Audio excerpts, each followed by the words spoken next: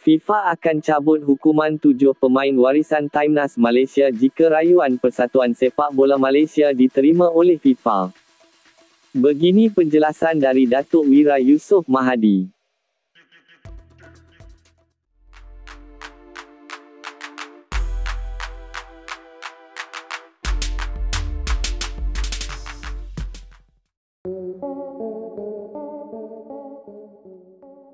Kemas kini kes rayuan Persatuan Bola Sepak Malaysia, FAM, ke Mahkamah Timbang Tara Sukan, CAS. Soal isu 7 tonggak warisan Harimau Malaya dikongsikan oleh Datuk Wira Yusof Mahadi.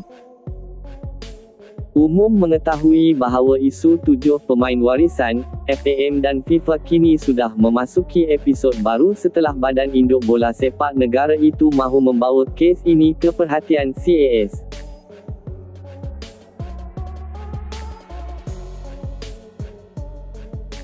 Baru-baru ini, Datuk Wira Yusof Mahadi mengesahkan bahawa permohonan rayuan FAM telah diterima oleh CAS dan kini pihaknya sedang menunggu perkembangan lanjut daripada badan berkenaan. Sekarang ini, saya boleh katakan memang laporan rayuan FAM tersebut dah sampai ke pihak CAS dan kita menunggu juga keputusan, ujar beliau ketika sesi sidang media pada Isnin lalu.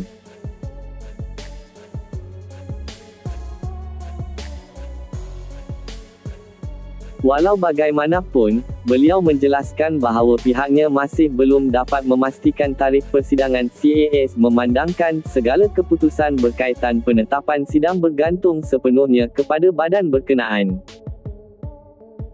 Kita tak tahu bila CAS akan bersidang dan saya percaya kita baru selesai hantar rayuan pada 18 Disember itu. Mungkin CAS akan mengambil masa sedikit untuk menerima kesemua dokumen.